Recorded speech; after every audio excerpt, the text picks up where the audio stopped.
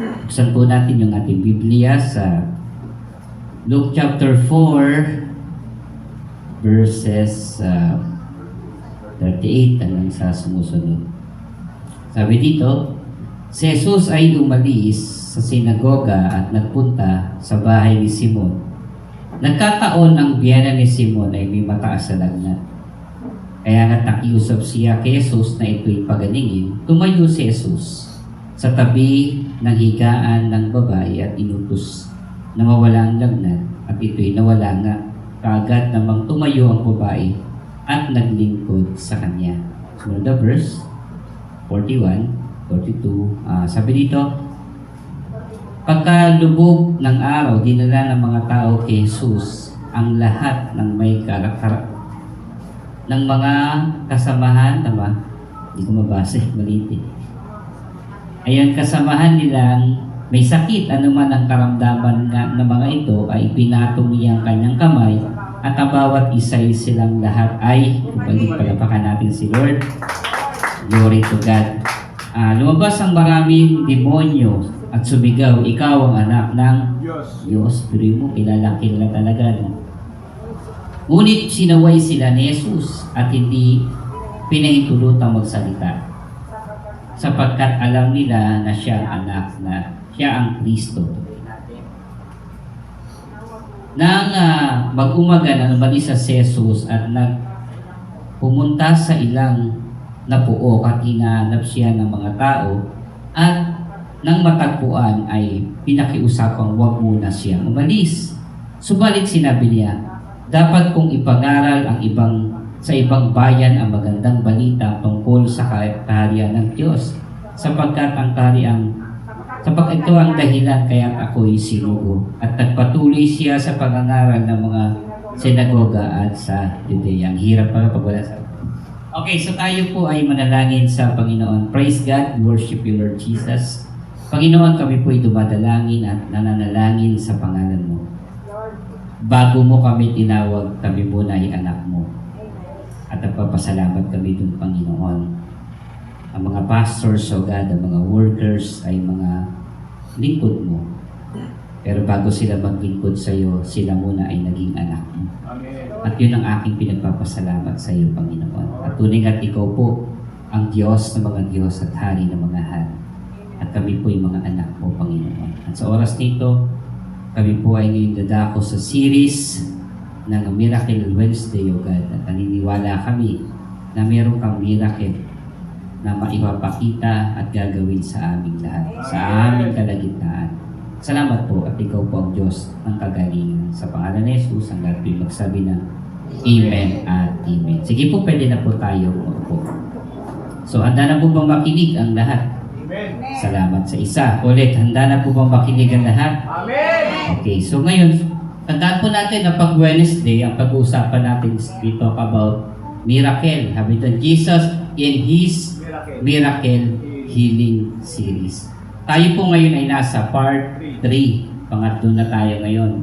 Kasi yung una natin, man with the leprosy. Pangalawa, centurion servant. Pangatlo ngayon, mother-in-law naman ni Peter. So, pag-aralan natin ito lahat at marami tayong matututunan mula sa Lord. And now, Jesus, authority and grace. Palagi niyo pong tatandaan, no? Si Jesus ay may authority at higit sa lahat, meron din po siyang biyaya. Amen. Marami po kasi may authority pero wala namang pagmamahal. Pero si Jesus, hindi lang po siya may authority, may pagmamahal pa rin siya. May concern din siya sa atin. Yun po yung kagandahan ni Jesus eh. He is altogether lovely. Bakit siya tinawag na altogether lovely? Kasi kahit na siya ay may authority, hindi pa rin nawawala sa kanya yung grace. Kahit siya yung nagbibigay ng judgment, nandun pa rin yung kanyang pag-ibig. Amen? Tuloy natin, no? Ang topic po natin ngayon, Jesus heals Peter's mother-in-law. So lessons number 1 kagad tayo, diretso, no? Lessons number 1, Jesus cares for the sickness. Naniniwala kayo doon? Amen! Na ang Diyos ay may concern sa may sakit. Amen! Ako naniniwala ako doon. Ang nanay ko po may sakit din at dumadanas din po siya ng hirap At pag nakikita ko po siya nagsasuffer, hindi po madali yun sa akin bilang isang anak. Minsan nilalakasan ko lang talaga ang loob ko, hindi ko pinapakitang umiiyak ako, hindi ko pinapakita nasasaktan ako. Hindi ko pinapakita sa kanya na naduduwag ako sa sitwasyon niya. Pinapakita ko malakas ang loob. Yung totoo nun, basag na basag ang puso. Kahit naman kaharap ko kayo hindi ko pinapakita sa inyo na basag ako. Pero totoo, basag na basag ako. Pag uwi ako ng bahay, makikita ko nakarata yung nanay ko sa sakit. Nakikita ko yung kanyang sitwasyon, nakikita ko yung kanyang pinagdadaanan, paano siya umiiyak, paano siya dumadaing. Kung pwede ko nga lang ihinto na, ginawa ko na.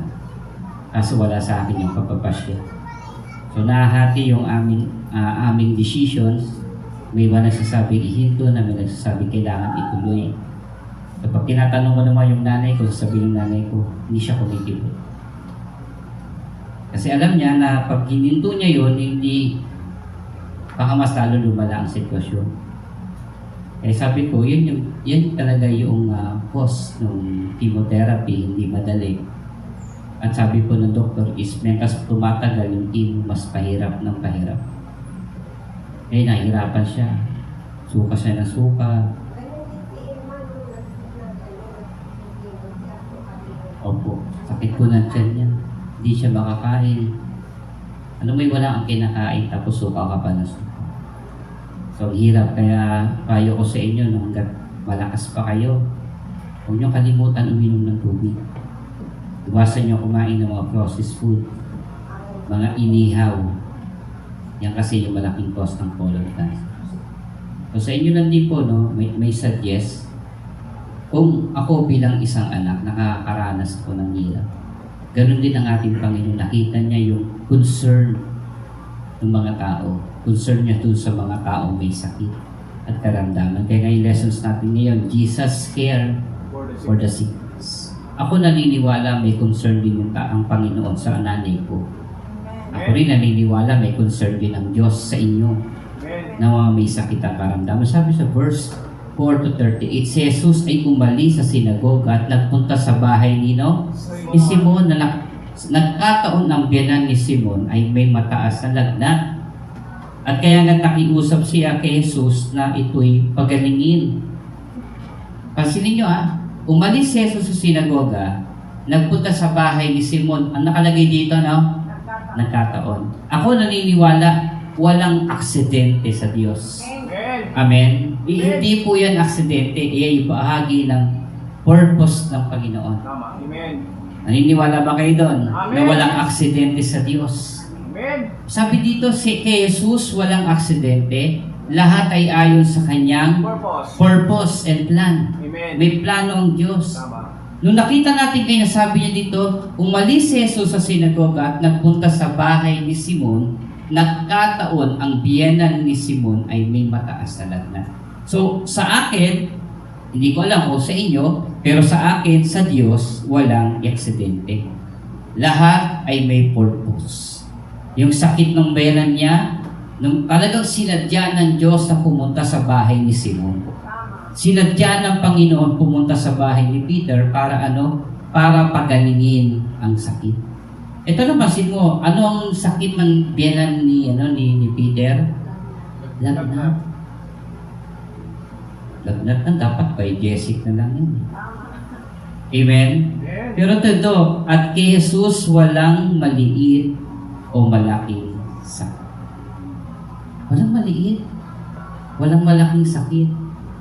Tanda mo kahit yung sakit mo maliit, lagnat yan o cancer man, alam kong may concern ang Diyos. Para sa Panginoon, mahalaga yan. Kaya minsan may mga taong, may lagnat lang ako. Kaya natutuwa ako minsan doon sa mga bata na nag-chat sa akin, Pas, nilalagnat po ako. Pag-pray mo po ako. Natutuwa ako doon. Kasi, para sa kanya, yung lagnat na yun, para sa kanya, mabigat na yun. At kaya dinudulog niya pa yun sa pastor na ipag-pray siya. Kaya sabi ko, Lord, nakakatuwa itong batang ito, kasi ino-honor niya ako. Amen o ba doon? Amen. Ino-honor niya yung pastor niya, naniniwala siya na pag nagpa-pray si pastor, ay titigin ng Diyos yung pray. Pero supposedly, ang Diyos ko, ang pastor may concern, mas lalong may concern ang Panginoon. Kaya nga, walang maliit o malaking sakit sa Diyos. Lahat yan. Kahit terminal pa po yan yung sakit natin. At sinabi ng doktor, mamamatay na yung tao. May concern pa rin ang Diyos diyan. Ito pa, bakit ko sinasabi may concern ang Panginoon? Basahin natin yung Matthew 15:32. Tinawag ni Jesus ang kanyang mga alagad at sinabi sa kanila, nahahabag ako sa mga taong ito.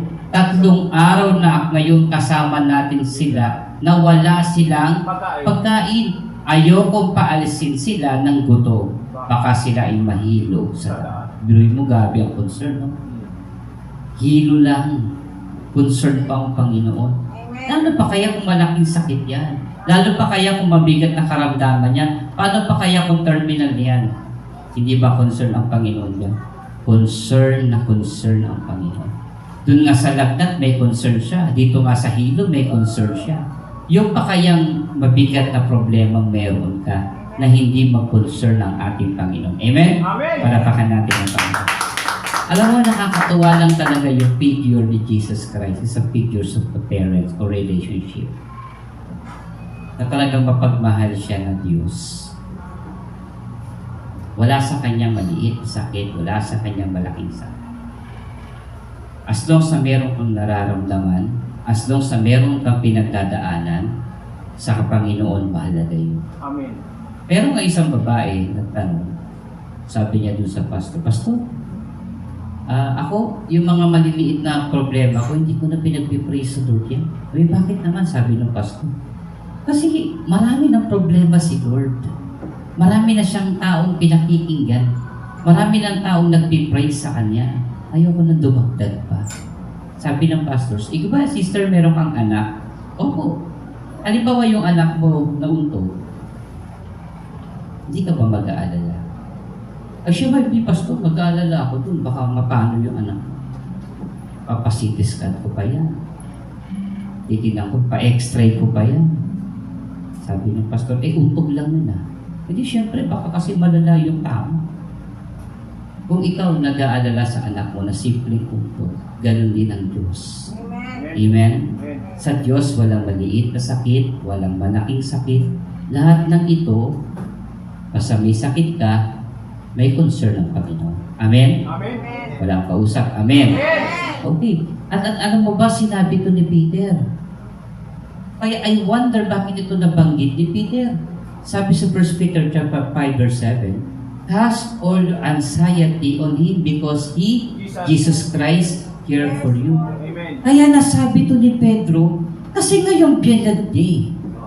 Ay, walang kausap. Amen. Kaya nga nabanggit ito ni Pedro sabi niya, kaya nga sa ibang verse, walang ibang binanggit yan, sa ibang apostol, walang nagbanggit yan, only Peter. Kasi nakita ni Peter na kahit maliit na lagnat lang, may concern si Jesus. Kaya sabi niya, cast all your cares or anxiety on Him because He cares for you. Amen. Kasi on the spot, nakita niya, yung kanyang biyanan, lagnat lang, tumayo pa ang Panginoon sa higaan ng babae. Amen. Ang galing talaga no? Walang ibang pwedeng magpatotoo, kundi yung taong nakaranas ng katotohanan. At si Peter ay saksi kung paano si Jesus ay magkaroon ng concern kahit sa maliliit na bagay na meron tayo. Kahit sa may maliliit na pagsubok na meron ka, may concern ang Panginoon. Ano gusto ko sabihin sa oras nito? Kung may concern pala ang Panginoon sa iyo, magandang sinabi ni Pedro, kas. Amen? Amen. Hindi lang basta nilapag, ibato mo. Ayun ang kausap. Amen. Pag sinabing kas, hindi sinabing lay your anxiety to Jesus. Ang sinabi niya, ibato. Ulitin ko, kunyari ito to. Pag sinabing ilay, ilatag mo. Pero pag sinabing ikas, papalayo sa'yo.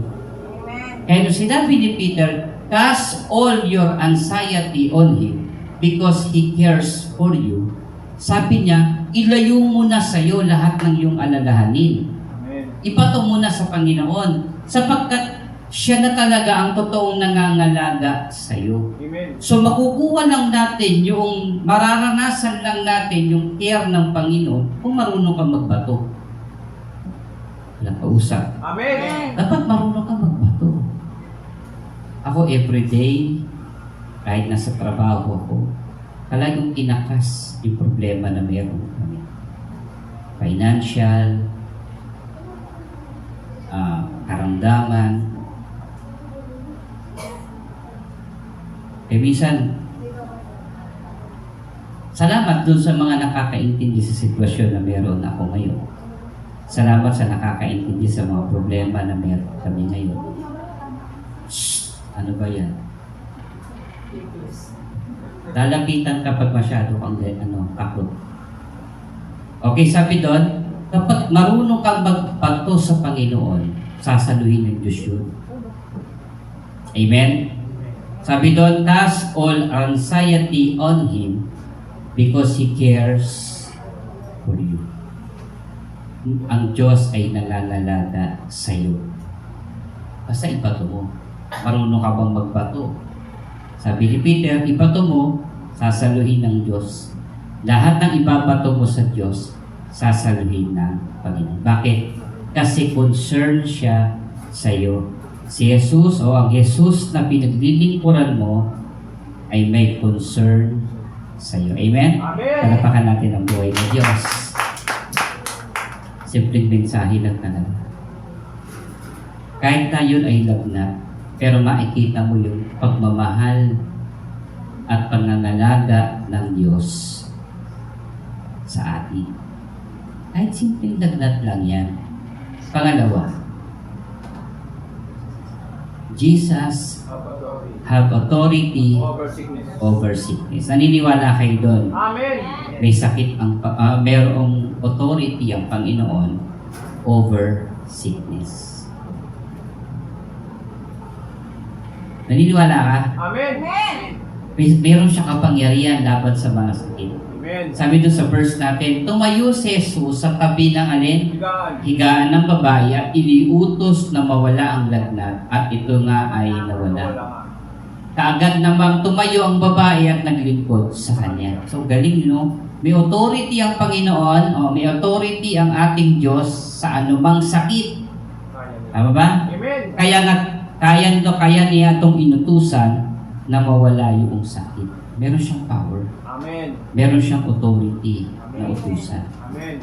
At kung ang Diyos ay may power and authority, actually binigyan ka rin ng Diyos ng power and authority. Kapag nagpipray ka sa Panginoon, nagdadasal ka, gamitin mo yung power and authority na ibinigay ng Diyos sa iyo. Amen. Amen. Amen. Kaya naalala mo ba yung centurion na may sakit yung servant? Bakit galak na galak ang Panginoon doon sa centurion? Gusto niyo malaman? Amen. Kasi marunong siyang gumamit ng authority. Ay wala. Amen. Ulitin ko ha. Sabi niya, wala man sa buong Israel ang tulad ng lalaking ito. Bakit nga mo? Wala siyang nakita na katulad sa buong Israel. Ganun niya kinunper yung centurions doon sa lalaking ito, sa buong Israel. Sabi niya doon, wala siyang katulad. Isa man sa Israel, walang siyang katulad. Bakit? Bakit siya na-amaze? Bakit siya nagulat? Kasi nakita niya itong centurions na ito ay marunong gumamit ng authority. At ma-amaze ang Lord sa iyo if you use your authority. Kapag kagising mo sa umaga, utusan mo.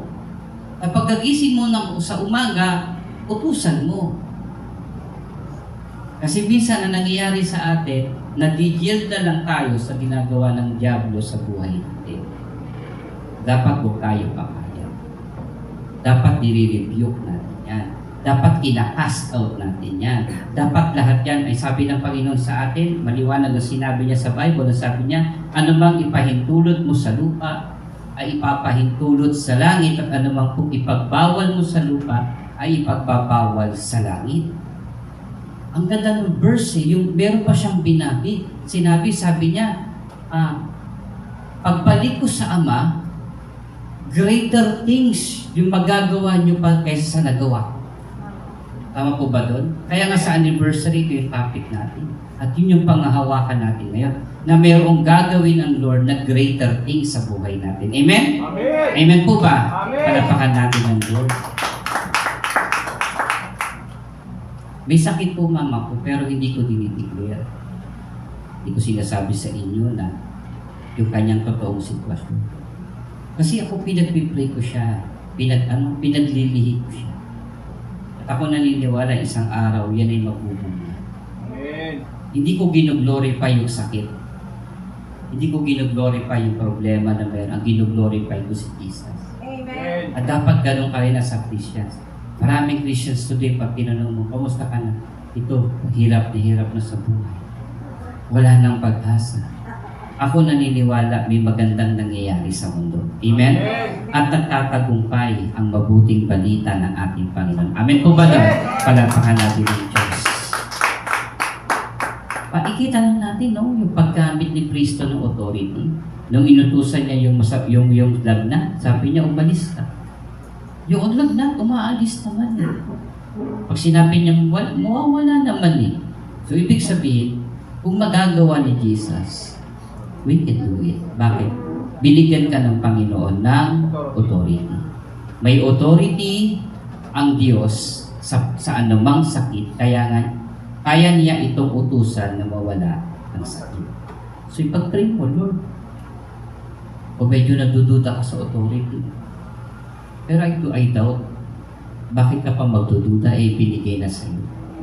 I doubt na meron ka na authority tapos mag-iintay ka pa sa gagawin ng Diyos. Meron ka din. Just use it, authority. Sabi niya centurions, sabi niya, Guro, Panginoon. Pero alam mo ganda ng question, so binabasa ko ulit. Tinawag niya si Kristo, si Jesus, ng Panginoon. Tinawag niyang Panginoon, pero hindi siya bahagi ng Israel. Pero dineclare niya as Lord. Sabi niya, Panginoon, huwag ka na pumunta sa bahay namin. Naniniwala ko sa salita ko lamang, kaya niyang gumaling. Amen. Huwag mo nang abalahin yung sarili mo. Sabi niya, dinescribe niya, ako may amo din. Meron akong boss. Yung boss ko, pag inutusan ako, sumusunod ako. Pero sabi niya, ako rin, may tao din na hawak ko. Pag inutusan ko, pumunta doon, pupunta doon. Pag sinabi ko pumunta dito, pupunta dito. At pag sinabi kong gawin ito, gagawin yun. So pinakita niya doon na paano niya gamitin yung authority. At ako naniniwala, yun din yung gagawin mo. Sabi ni Jesus, naku, grabe itong taong ito. Walang katulad sa Israel. Bakit mo? Kasi he know how to use his authority. Ibig sabihin, hindi mo pala pinapaipas si Lord. Amen. Amen. Hindi mo siya nilalaktawan. Hindi mo sinusumpas ang Panginoon. Sinabi nga ni Jesus, greater things. You can do it. Higit pa dito ang kaya mong gawin. Bakit? Kapag ginamit mo yung authority para sa Panginoon, okay yun. The best yun. Okay? So sabi nga dito, disease is not a portrait as something under His command, not a random forces. Ang sakit ay hindi ito nagpapakita ng isang bagay na under sa kanyang utos, kundi ito'y random forces. Hindi ito random forces. Ngayon pa, kanina chinek what is the random forces. Ganitong ibig sabihin. Random forces is believing that disease is purposeful, directed instrument under divine command. Ibig sabihin, yung sakit na yan, pinahintulot ng Diyos kasi may plano siya. Amen. Kasi may purpose siya. Amen. Sabi dito, believing that, sabi ito, mga theologian na nagsabi nito, believing that disease, naniniwala to that ang sakit ay mayroong plano at direktang instrumento under sa divine command. Mayroong isang nag-utos. Amen? Amen. Mayroong isang nagpahintulot doon sa sakit. Pansinin nyo pumunta si Peter sa Panginoon doon sa bahay ni Peter at nagkataon And I do believe hindi po yan random forces. Kundi yan ay purpose ng Panginoon. Kasi after na pagalingin ng ni Jesus, yung biyenan ni Peter, sunod-sunod na yung mga lumapit para pagalingin ng Panginoon. Amen? Amen. Palapakan natin ang Diyos. Kaya nga sabi ng theologians, believing that disease is a purposeful directed instrument under divine command rather than the random biological misfortune. Hindi yung aksidente yan. May purpose yan. Amen. May plano yan. Bakit ka nagkasakit? May plano yan. Either sa ikatututo mo o sa ikatututo ng iba. Tama. Ang masakit minsan, natututo tayo sa lessons ng iba. Dapat ikaw natututo ka sa lessons mo. Ay di, mas maganda pala natututo ka sa lessons ng iba kaysa natuto ka sa lessons mo. Tama. Mali. Tama. Wala pa usap. Amen. Ulitin ko ha. Mas magandang natututo ka sa lessons ng iba kaysa natuto ka dahil sa lessons mo. Example ko.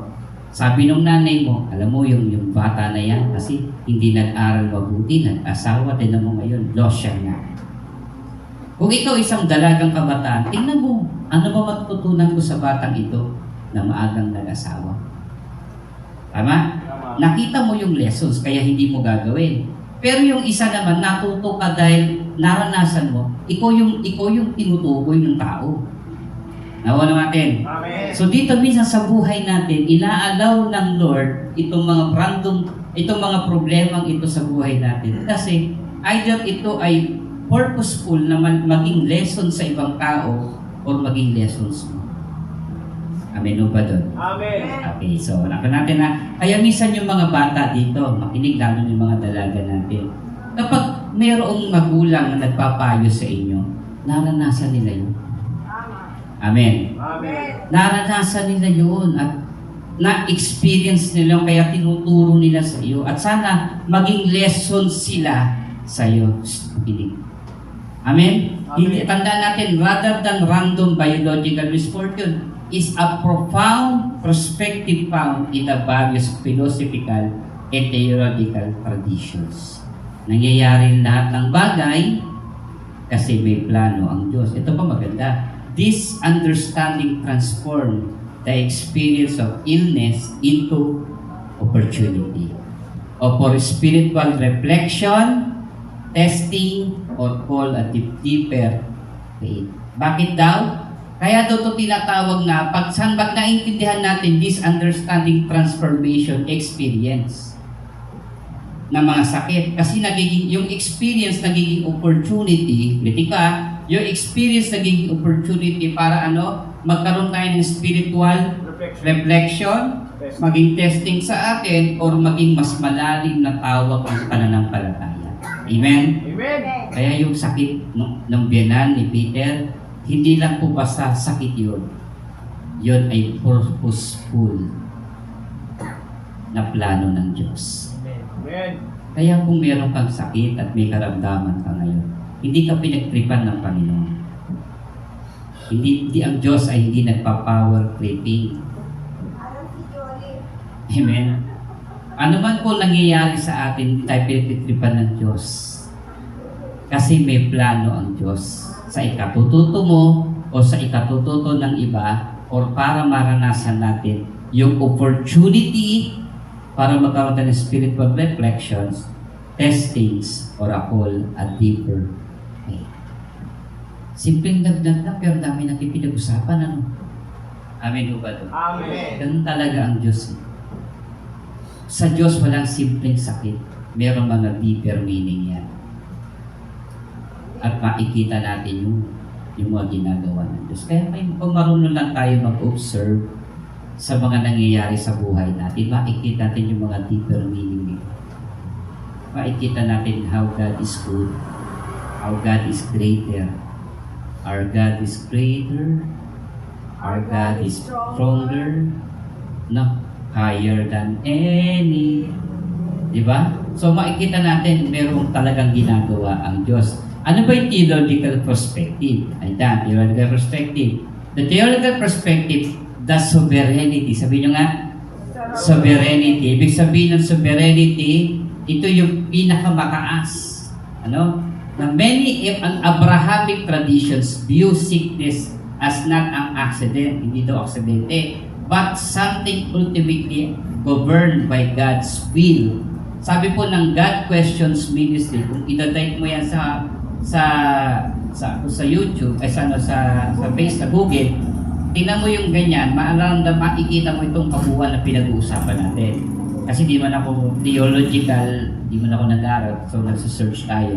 Sovereignty, many Abrahamic traditions view sickness not as an accident, but it's something ultimately governed by God's will.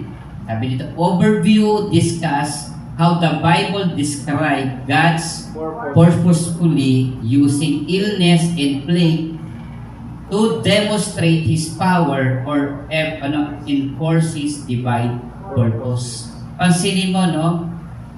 Naalala ko noon, nagkaroon ng 3 taong tagutong sa bayan ni David. So, nataka si David. Sabi niya, bakit kaya nagkaroon ng tagutong? So, sumangguni siya sa Diyos. Sabi niya, Ama, Panginoon, Diyos ko, Yahweh. Sabi niya, bakit kaya may tagutong? Pinaalala ng Diyos sa kanya, si Saul, mayroong ginawang panata doon sa mga Samaritan o sa mga Amalekites. Nauna natin. Amen. So, doon pala yun, kaya nagkaroon ng tagutong kasi mayroong ipinangako ang si Solomon, si Saul, sa mga Amalekites. So, kaya yun, ginawa ni David ang paraan, kaya nagkaroon ulit ng kaginawahan sa kanila. So, mapapansin mo, no, minsan i-remind ng Lord sa atin, minsan hindi lang ba sa aksidente na pag-init ngayon, may problema ka sa financial, may problema ka sa sarili mo, hindi yan minsan lang nangyari na ganyan lang yan. May plano ang Diyos. Amen. Amen. Sabi ko nga sa inyo, lagnat ng kung pinag-usapan natin, malalim na pinagpupuntahan natin. Ano man yung spiritual way of prayer? Sabi doon, controversy, many Christian traditions differentiate between God's will and disease. Yung kalooban ng Diyos at yung karamdaman. Resources naman ito, desiring God, kung i-click natin. Explore the tensions between believing in God, ultimate control, while actively working to heal and eradicate physical weakness. Ibig sabihin, kahit inaalaw ng Diyos yung sakit, tinatrabaho pa rin ng Diyos yung kagalingan. Amen? Amen. Palapakan natin. Kahit pinahintulot ng Diyos na magkasakit ka, nandun pa rin ang tulong ng Panginoon. Amen. Alam mo yung parusa ng Diyos, hindi tulad ng pagsuway, sabi ng Biblia. Hindi ka pinalo ng Diyos dahil sumuway ka, kundi yan bahagi ng pagtutuwid ng Panginoon. Amen. Kasi minsan akala natin pag tayo ay nagka-problema, pinaparusahan tayo ng Diyos, galit ang Diyos sa atin. Bahagi ng pagtutuwid ng Diyos sa atin yan. At habang tinutuwid ka ng Panginoon, nagsusupply ang Diyos ng kagalingan, ng biyaya, ng mga tao na tutulong sa iyo. Naunawa natin? Amen. Minsan nga nakagagawa ka na ng mali, nakakagawa ka na ng kasalanan, pero yung biyaya ng Diyos, nandiyan pa din. Nakakalimot ka na. Hindi mo na siya pinapansin, pero still ang Diyos. Mapagmahal ka. Alam niyo kung babasahin niyo, ang dami ko natutunan sa panahon ng 1 King, 2 King, Chronicle, and 2 Chronicle. Nakita ko mentas habang sumasama yung mga hari, ang Diyos actively working. Habang pasama ng pasama yung mga hari, hanggang sa pasama ng buhay nila, hindi nawawala yung pagkilos ng Panginoon. Kahit na nag-divide na yung kingdom, kumikilos ang Panginoon sa Southern Kingdom, kumikilos pa ang Panginoon sa Northern Kingdom. Pareho yun, ginagalawan ng Panginoon. Amen? Amen. Kahit na ang bayang ito tumalikod na sa Kanya, kahit itong mga haring ito, nag-umpisang mabuti, natapos ng masama, pero actively working pa rin ang Panginoon, still hindi nagbabago ang purpose ng Lord. Amen? Amen. Lagnat lang pinag-uusapan natin ngayon. Pero marami na tayo na-discuss. Grabe talaga si Lord. Sabi dito, Jesus number 3. Immediate Restoration. restorations and service. Sabi nyo nga, immediate restorations and service. Mabilis na pagalingan, Amen. naglingkod. Ay nako. Amen. Sabi mo nga kapatid, Kapatid. papunta na sa'yo yung topic. Papunta sa iyo, topic. Okay. Immediate restoration and service. Bakit kaya? Sabi dito, verse 39, tumayo si Jesus sa tabi ng higaan ng babae at inutos na mawalang lagnat at ito'y nawala na. Amen. Palapakan natin si Lord. Gumaling. So, kumbaga, nag-prayer siya, Lord, pagalingin mo yung sakit ko. Sinagot agad ng Diyos. Ngayon, sinagot ng Lord, ano yung plano? Agad namang tumayo ang alin? Ang babae at naglingkod sa kanila. Kapatid, hindi ka pinagaling ng Panginoon para sa wala. Tama. Hello? Amen. Hindi inalaw ng Lord na mapahama ka. Hindi inalaw ng Lord magkasakit ka ng walang dahilan. Tama. At wala rin hindi ka rin niya pagagalingin ng walang dahilan. Naunawa natin. Amen. Ulitin ko, for the charge. Hindi inalaw ng Lord yung trial. Hindi inalaw ng Lord yung pagsubok sa buhay mo. Sakit man yan, anuman uling sakit yan. Yan inalaw ng Lord na walang dahilan. Merong deeper meaning, merong purposefully, divine interventions. Lahat yan, hindi yan nawala. Hindi yan nandiyan ng walang dahilan. At kung pinagaling ka man ng Diyos, hindi rin yan walang dahilan. May plano pa rin ang Diyos. Amen. Kaso masakit. Gumaling. Nakalimutan yung Pagaling. Tama. nagliba tayo doon. Amen. Marami pong Christians today. Ganyan. Pagkatapos sinagot ng Diyos yung prayer, nawala na. Pagkatapos maranasan yung pagalingan, okay na ang buhay, wala na naman. Naman natin. Amen. Balikan natin, no? Sinagot ng Diyos yung prayer, sabi ni Peter, Panginoon, baka naman biyanan ko may sakit eh. Alam mo bakit pinagaling din yung si Peter, ay yung biyanan ni Peter? Because of concern. May concern si Peter sa biyanan. O di nakita ng Lord yung concern ni Peter, pinagaling. Diba? Tumayo si Jesus sa tabi ng higaan ng babae, inutos na mawala ang lagnat. At ito ay answered prayer. Amen? Amen. Ngayon, nung naranasan ng babae yung Kagalingan. kagalingan, yung restoration, anong ginawa ng babae? Nag-shopping, nagpunta sa kumare, naipagtismisan, hindi. Sabi niya, agad namang tumayo ang babae at naglingkod sa kanya. Yan yung purpose ng pag-inalaw. Minsan, inaalaw ni God ang sakit dahil may purpose siya para mag-serve ka sa Kanya. Amen. Agree? Agree. Sana naman sa mga gumaling dyan. Amen. Sana naman yung mga gumaling dyan. Magaling na ako. Ang purpose niyan ay makita ng Diyos. Yung mga sinagot yung prayer, ang purpose niyan dapat mag-prevail. Yung purpose niyan dapat nangyayari. Amen. At hindi lang yan ginawa ng Diyos, ibinigay ng Panginoon na walang reasons. Kundi ginawa niya yan para maluwalhati ang Panginoon. At merong account sa Bible yan na. Basahin natin.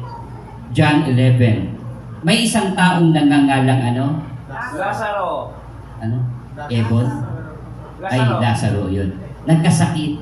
Nakakita siya, nakatira sa saan? Biganya. Sa Betanya, kasama ng mga kapatid niyang si Maria Salve. At diba? Maria at si Marta. Si Maria naman ay nagbuhos ng pabango sa paanan ng Panginoon at pagkatapos ay pinunasan iyon ng kanyang buhok.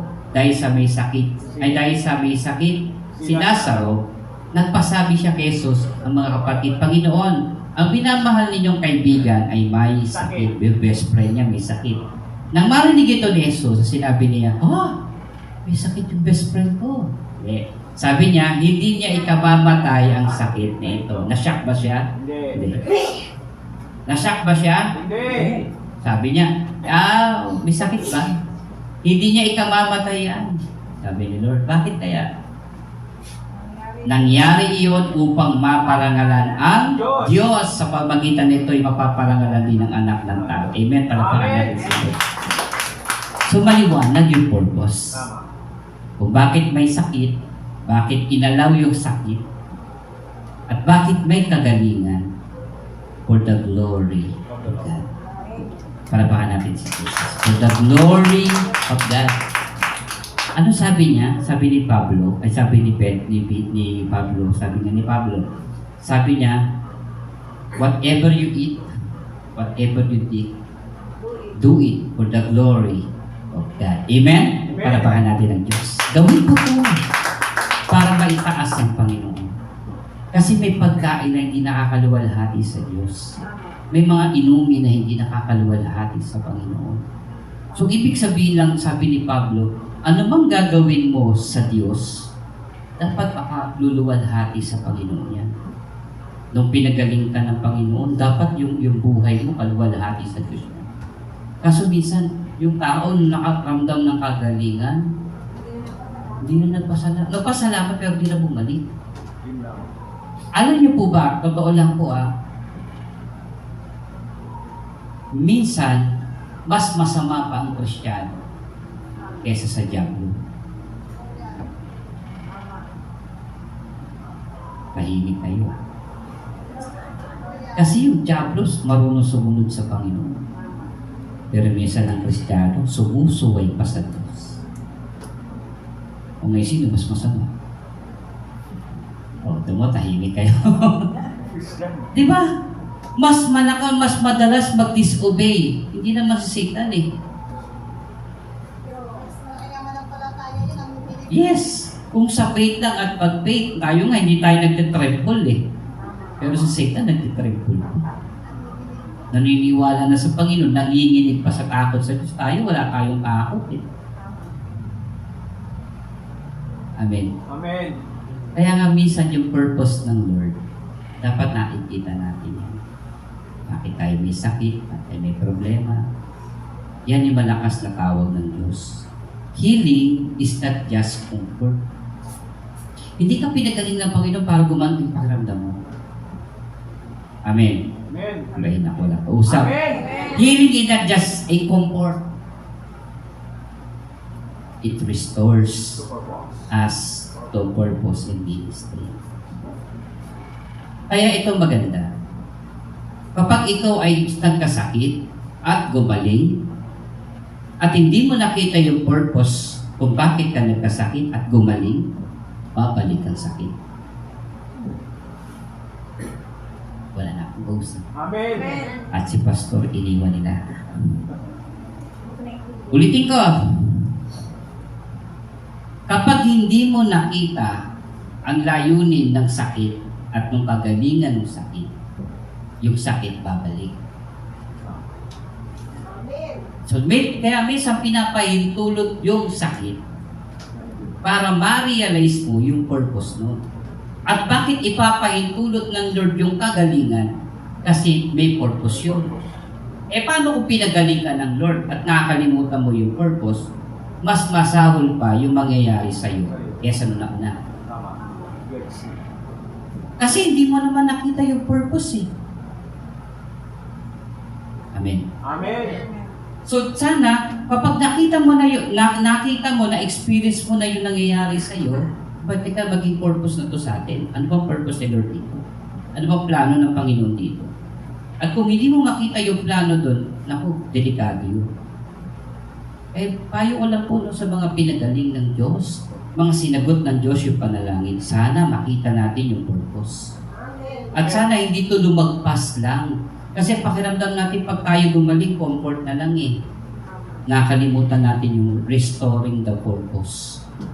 Balik ka dun sa totoong layunin. Balik ka dun sa totoong plano ng Panginoon sa iyo. Bakit niya inalaw yung sakit at bakit ka pinagaling sa sakit? Kasi may layunin ang Diyos. Amen. Amen. Nalala niyo pa yung mas malala yung kay Lazaro. Nagkasakit. naranasan yung sakit, namatay pa, nalibing pa, tama? O after nun, nakita yung purpose. Para mag-glorify ang Diyos. Amen. Wala tayong humantong doon sa libing. Amen? Dapat doon pa lang sa sakit at pinagaling, doon pa lang makita mo na yung purpose ng Panginoon. Amen? Palapakan natin ng Diyos. Sabihin mo sa iyong katabi, huwag mo nang antayin, Huwag mo lang antayin. maging kwento ka. Ayan. Okay? Tanda mo, ang healing hindi para gumanggang yung pakiramdam mo, kundi para i-restore yung purpose tsaka yung ministry ng Lord sa'yo. Ano yung perspective? That perspective captures the true, the perspective captures the true depth of healing journey. Yun talaga yung purpose ng pagalingan eh. Amen. Amen. Amen. Amen. Yun talaga yung purpose kung bakit ka pinagaling. At dapat alam mo yun. Ano daw dapat makita mo, makapture ng isip mo, yung totoong lalim ng kagalingan. Amen? Amen. Sabi doon, it's not merely about absence of pain, but the reclaiming of strength to live out your calling and serving others. Amen? Palapakan natin ng Lord. Dapat bumalik sa yung pananaw ulit. Pag gumaling ako, magsiserve ako sa Lord. Amen. Pag gumaling ako, magbabalik na ako sa Panginoon. Amen. Eh kaso nung gumaling, wala na. Wala. Nandun na ulit sa mga kaibigan, nandun na ulit sa mga kumpare, busy na naman ulit. Nakakalimutan na naman yung nagbigay. Amen. Amen. Nakakalimutan naman yung nagpagaling. May nagpray, Panginoon, bigyan mo po ako ng trabaho. Nung nagkaroon ng trabaho, hindi na makita si brother.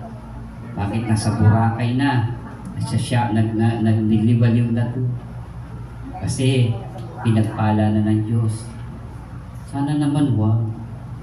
The more na binibless ka ni Lord, the more na binigyan ka ng ginawa ng Panginoon, dapat niyang katawanin na glorify si Lord. Amen? Amen. Bigyan natin ng palapakan, Panginoon. Sickness and tragedy and pain is God's voice. Lahat yan, boses ng Diyos. Amen. Kasi pag masaya ka, hindi mo madinig ang Diyos. Amen? Minsan pag masaya ka, dinig mo lang sa Panginoon, bulong. Pero pag may sakit ka na, may pagsubok ka na, narinig mo na nagsasalita na ang Diyos. Many religions, traditions believe God's permit or uses suffering to get a person's kinakalabit ka ni Lord.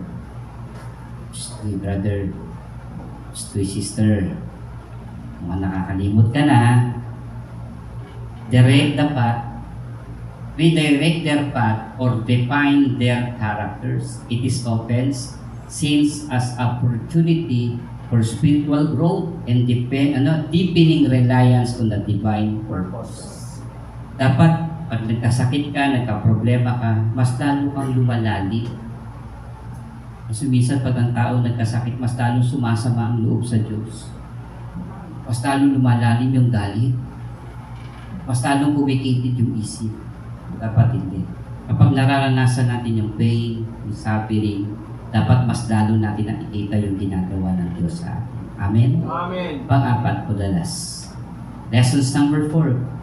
Compassions and authority.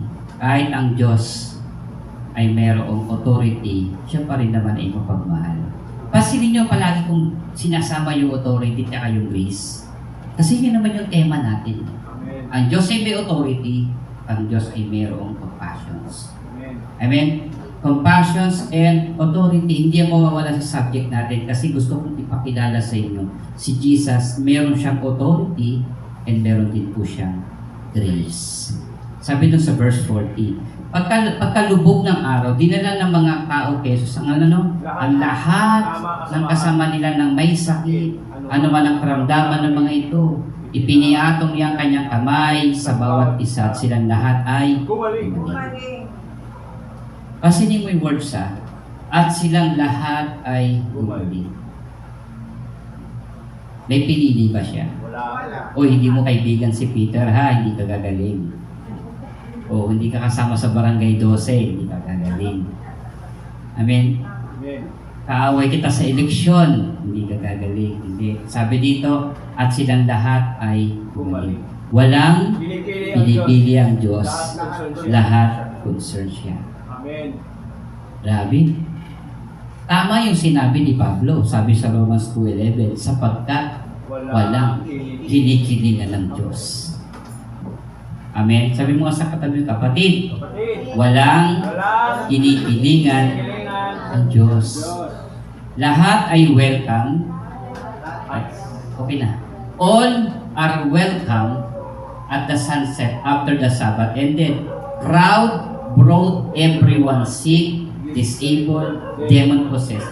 Jesus healed each one individually with tender cares. Lying on the house. O layings of things. Pansinin mo, balikan natin. Ipinatong niya ang kanyang kamay sa bawat isang lahat. Ano? At lahat silang lahat ay balik.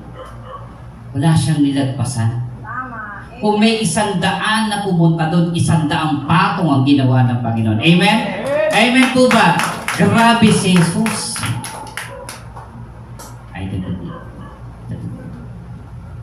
Lahat po na'y pinatungan ng kamay. Amen. Siguro yung iba doon may keto. Siguro yung iba doon pilay. Siguro yung iba doon may mataas na na. Pero lahat yun, Gumaling. personal. Hinawakan ng Panginoon. Amen? Amen. Grabe siguro. Sabi dito ayan o, pinatong niya ang kanyang kamay sa bawat isa at silang lahat ay gumaling. Amen. Pero hindi, kapagod yun no?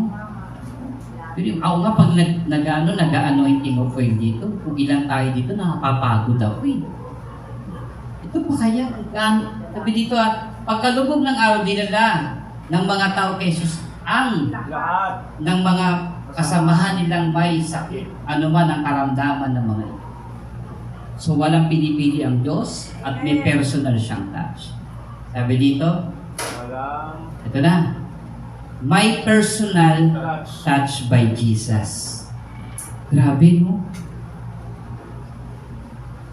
Sa doktor na dito kaganda to, wala pang bayad. Pero lahat ay gumaling. Sa verse 41, sabi dito, lumabas ang maraming demonyo at sinigaw, ikaw ang anak ng Diyos, ngunit sinaway sila ni Jesus at hindi pinahintulutang magsalita sapagkat alam nila na siya ang Kristo. Kristo. Pero mo, pinigilan siya. Sumigaw to yung mga demon ko sabi niya, ikaw ang anak ng Diyos. Sabi dito, demons know who He is. They shout. They shout, Son of God. They recognize His true identity before most people do. Alam ng mga diablo kung sino si Jesus, pero yung Israel hindi alam. Hello? Amen. Kaya nga minsan mas kilala pa nga ni Satan si Lord kaya sa'yo kaya sa akin Alam ng mga diablong ito yung capacity, yung authority ng Panginoon.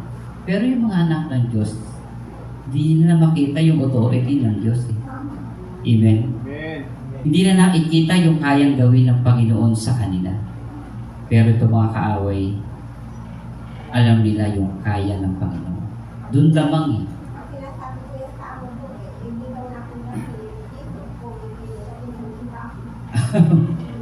Totoo naman yun. Pero bahagi yun ng plano ng Diyos. Amen. Bahagi yun ng plano ng Diyos. Okay, sabi doon recognize nila, identify nila na ito yung anak ng Diyos. Pero minsan sa Christians nowadays, ang si Jesus lang, kinikilala natin bilang provider, bilang healer, bilang giver, pero natin kinikilala bilang Son of God. Minsan diyan siya binibigyan ng authority sa buhay natin. Kasi ang alam lang natin, pag may kailangan tayo, hindi. Pero pag nag-uutos ang Lord, hindi. Bawal Lord, bawal. Kaya nga dapat daw pala, pag tayo ay kinakausap ng Lord, kapag ba inuutos siya, we are the servant. Amen. Amen. Amen. Pero kapag tayo ay hingi, we are the sons of God. Pag hihingi ka, dapat ang approach mo sa Panginoon, anak ka ng Diyos. Amen. Pero pag inuutosan ka ng Panginoon, dapat ang approach mo sa Panginoon, servant ka. minsan nagbabaliktad. Kapag may inuutos ang Lord, anak tayo ng Diyos. Ayoko, Lord, wait lang. Saka na lang, di ba? Ganun yung mga bata, no? Ganun, Master Masay.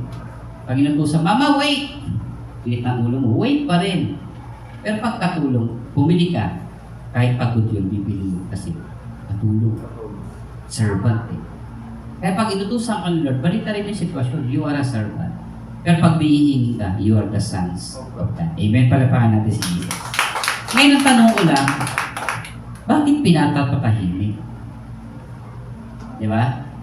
Bakit pinatatahimik ni Jesus?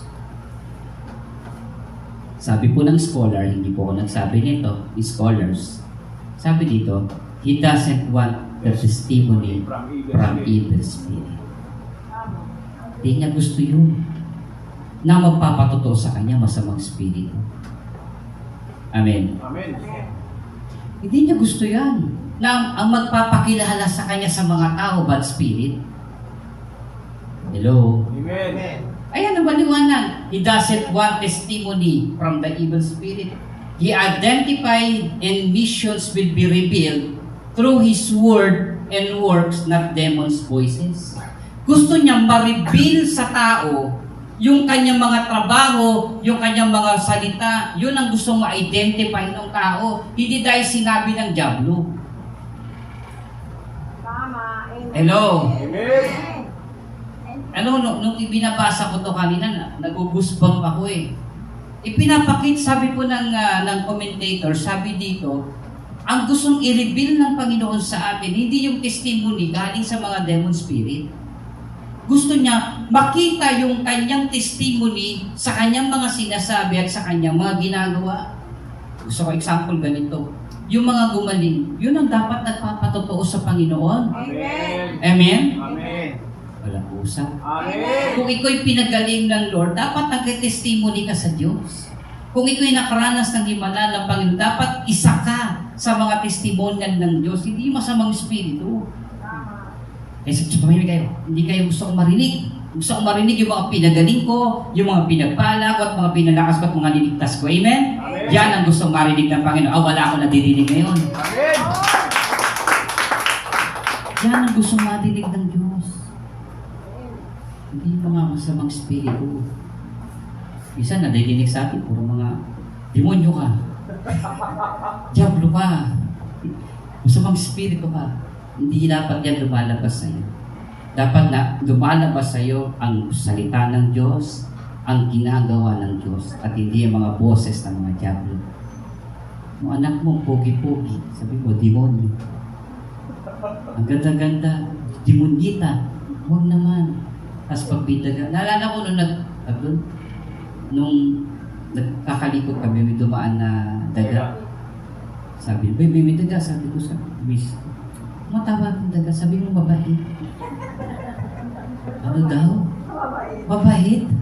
Mabait ba yung putputin yung mga gamit mo? Mabait ba yun? Pero pag galit sa mga kanti, tigas sa ulo nyo. Oh, walang iya kayo. Mga ganong word, diba? Pero pag sa daga, ang babait. Sorry, nadagdag ko lang. Pangalawa, also Christ Messiah carried political expectation. He had not yet fulfilled. Bakit ka mo? Bakit ayaw niya pa ipa-repeat? Kasi hindi pa naman tamang oras eh. Amen. Amen. Hindi pa yun yung right. Minamadali kasi. May tamang oras ang Diyos. Amen. Huwag mong madaliin. Dumadaan pa sa Senado yan. Dumadaan pa sa Kamara yan. May sagot ang Diyos dyan. Sabi doon, Christ Messiah carried political expectation. He had not yet fulfilled. Kasi nga, ulitin ko, kasi nga, pag na-reveal na siya yung Son of God or Messiah, magkakagulo. Kasi ipinangako na sa Old Testament na ipanganganak ang Messiah, na ipapanganak ang Kristo. Ngayon, sa kanila, ang pagkakaintindi ng Israel ng Messiah at ang Kristo, isang tao na tatayo na katulad ni David. Walang kausap. Amen. Na ililigtas sila sa pananakop ng Romano. magkakaroon ng digmaan, magkakaroon ng gera. Yun ang iniisip nila na Mesaya at Kristo magliligtas sa kanila. Yun ang tingin nila. Kaya nga nung si Kristo sinabi niya, kaya nga ipinagbawal niya nga sabihin sa mga alagad niya na, Peter, sino ba ako? Anong tingin sa'yo ng tao? Sabi ni Peter, ikaw ang Kristo. Pamahinay. Sa ilang sinabi niya.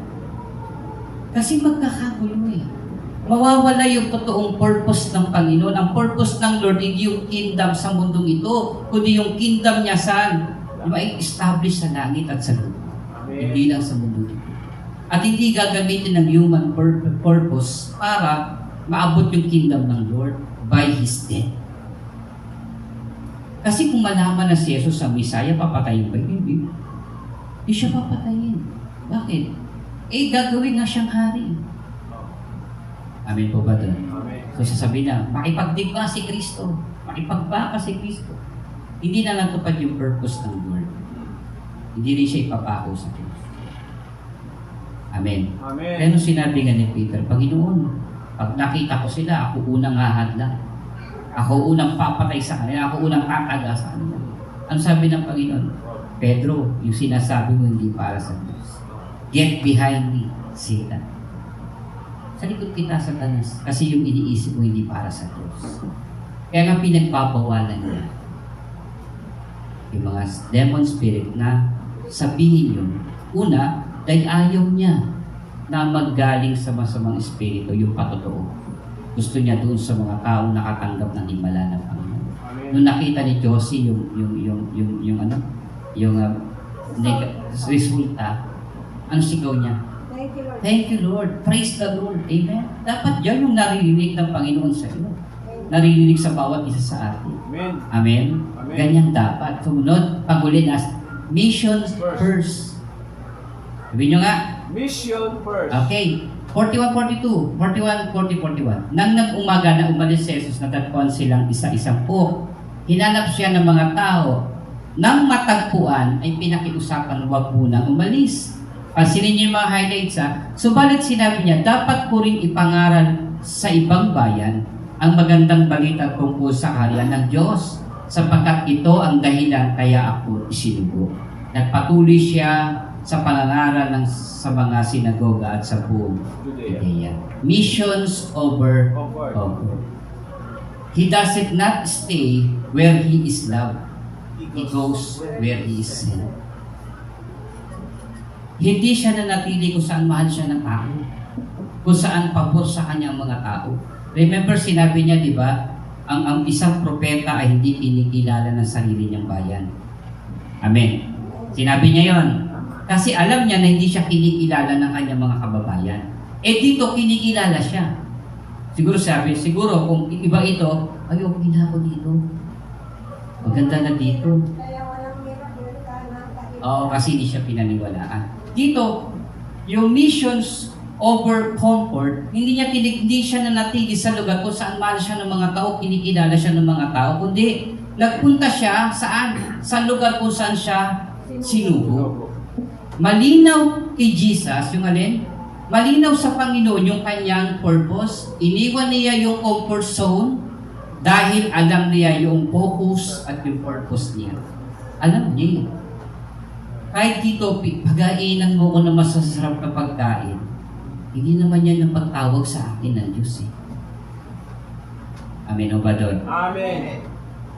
Minsan meron tayo, dumarating talaga tayo sa pagkakataon na nasusuhulan tayo. Susuhulan. Mali-mali pa talaga. Pero minsan dumagay sa punto na, pag-isipan mo, saan ka ba talaga tinawag dito? Minsan, sasabihin natin, okay na ako dito. Ayoko na doon. Minsan naranasan mo na, tinatawag ka ng Lord, sa patulog mo. Pero sabi ni Lord, magsimba ka. Hindi Lord, dito malamig ka eh. Magsimba ka na. Tama? Tinatamad ako. Talagang gigisikan na. Minsan yung comfort zone, tinatanggal tayo ng Lord doon. Bakit? Gusto ng Panginoon, ma-realize natin yung focus tsaka yung purpose. Tumunod sabi doon, mission, Kingdom of God is the message. Miracle are signs. The good news is the main thing. Oo, maganda ang miracle, pero ang salita ng Diyos ang pinakamaganda. Amen. Amen? Amen. Unawain po natin. Amen. Minsan, sabi dito, hindi healing ng physical body ang miracle. The greatest miracle, but the salvation of the soul. Amen. Kasi kung ang miracle mo lang hinahanap sa Lord yung kagalingan ng katawan, comfort lang yan. Pero totoong miracle, ang totoong kagalingan, yung kagalingan ng kaluluwa. Amen. Amen. Napansin niyo po ba yung breaking of the bread? Ang totoong meaning doon, hindi lang yung kagalingan ng katawan, kundi yung kagalingan ng soul. Kaya sabi ng Bible, siya ay nabugbog, nasugatan, nabayubay, para kayo ay gumaling. Hindi lang yung physical body, kundi yung spiritual meaning mo. Yung mga souls natin na mga may sakit, pagagalingin ng Panginoon. Amen. And last, sabi dito, prophecy fulfilled. Jesus' work is a part of God's long plan salvation. Natupad po yung plano ng Diyos na si Jesus ang gagawa ng himala ng kanyang salita, kasi ito yung magandang plano ng Diyos. Noong pa man, panahon pa lamang ni Adan at ni Eva, nagplano na ang Diyos ng salvation. Grabe. Panahon pa lang ni Eva at Adan, pinalalo ng Panginoon ng kaligtasan. At si Jesus ang fulfillment ng kaligtasan na yun. At tayo ang tatamasa ng kaligtasan na ibinigay ng Diyos para sa atin. Tayo po natin tumayo.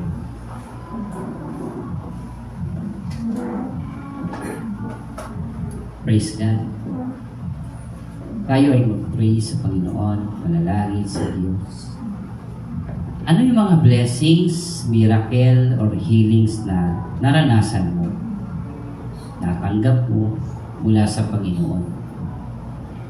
Or nasa undergo ka na ngayon ng healing? Or nag-i-expect ka ng healing mula sa Panginoon?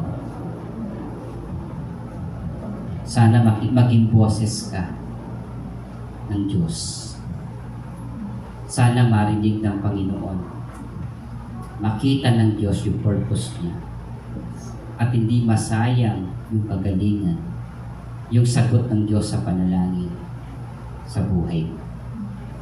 Makita yung purpose. Makita yung plano ng Diyos. May taas ang Panginoon. Maraming prayer requests ang nasagot, pero walang bumalik sa Diyos. Maraming tao nakaranas ng kagalingan, kaginhawahan, pero nakalimutan yung nagbigay ng kagalingan. At sa oras na ito, gusto kong maging reminder sa atin na kayo yung pinagpapala ng Diyos kung ikaw ay hinihimalaan ng Panginoon sa mga oras na ito. Pwede ka bang maging boses ng Diyos sa ibang tao?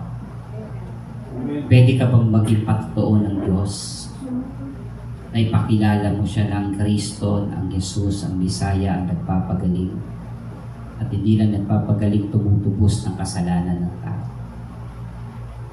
At sa gabing ito, in-encourage kita na maging testified o maging patotoo, testimonial sa lahat na ikaw ay pinagaling, pinalakas, pinagpala ng Diyos.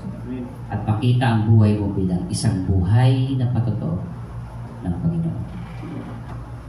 Tayo manalangin. Panginoon, salamat po sa greatest miracle ng buhay namin. Iyon po yung kagalingan ng aming mga kaluluwa. Yun po yung kagalingan ng aming buhay.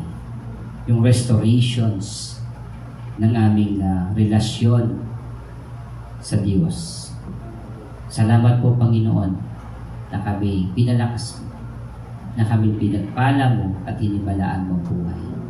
Salamat sa purpose. At naway hindi masayang yung mga sinagot mo na panalangin, yung mga binigay mong pagpapala sa amin, naway maging ehemplo ito ng magandang balita sa ibang tao. Ay pagsisigawan po namin ng Kristo na namatay sa krus, ang nagpagaling, nagtubos ng aming mga kaluluwa. At salamat po, Panginoon, na sa oras nito na kami po ay sa mga patotoo. Salamat po sa mga may sakit. Ito may gasgas, ito man po ay sugat. Ito man po ay malalang sakit tulad ng cancers. Salamat po, Lord, sa healing mo. We ask for your healing. Ito man high blood, ito may low blood. Ito man po ay bleeding. Ito man po, Panginoon, ay sakit sa ulo or lagnat or ubo, Panginoon. In the name of Jesus, in the name of Jesus, we use this authority to get healed in Jesus' name. Ang lahat ng pinagaling ng Diyos ay magsabi ng Amen.